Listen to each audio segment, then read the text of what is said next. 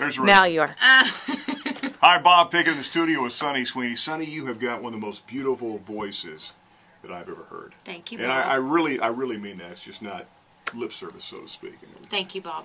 Thank you, Sunny.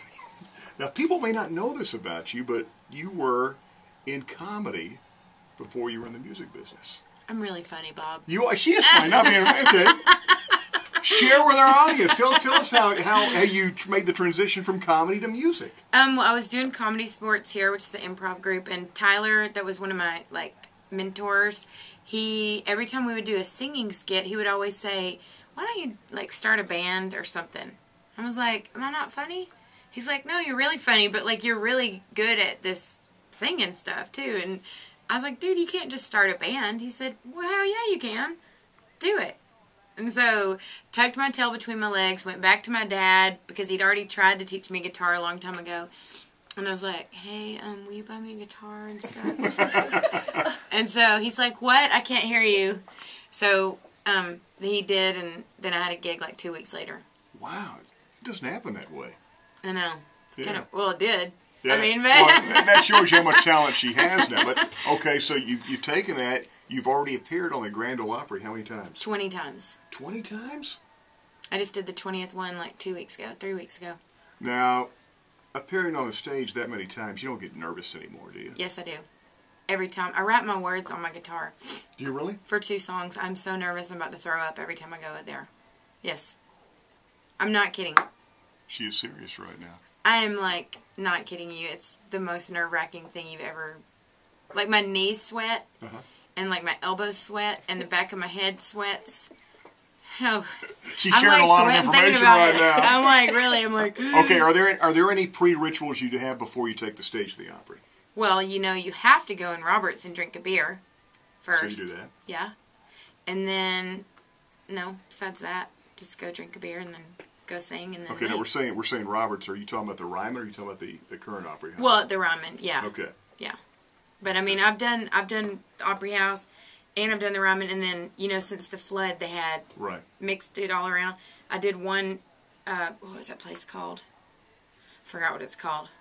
It's like the War Memorial, that's what it's called, right? Well, it's been there, but that's not where we did. At Lipscomb Auditorium. It was it's one of the colleges in Nashville, and it's like a big arena, and it was a very cool setup, very cool, and it was only the 10th place in the history of the Opry that they've done the Opry besides the Ryman and the Grand Ole Opry House. Cool. See, you've actually met all the Opry stars like Little Jimmy Dickens and Vince and Marty. And that's weird because some of them know me. And when I walk past them, they go, "Hey, Miss Sweeney," and I'm like, "Did Marty Stewart just say hi to me, by name?" And Little cool. Jimmy Dickens, and he hugs me. Hey, Little Jimmy. How tall is he?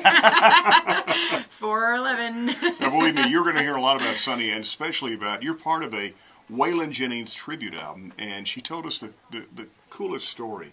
I'm going to let you relate that now to the camera. About my Waylon shirt? Yeah, about your Waylon shirt and about how you got to be a part of the Waylon Jennings tribute. Okay. I was wearing a Waylon Jennings shirt one day, which I do on a regular basis, because I have multiple ones. I don't wear the same one. And I get a phone call from the guy that's producing this Waylon record, and he said, "Do you want to do a duet with Jesse Coulter?" And I was like, no. The Jesse Coulter. I'm good, thanks.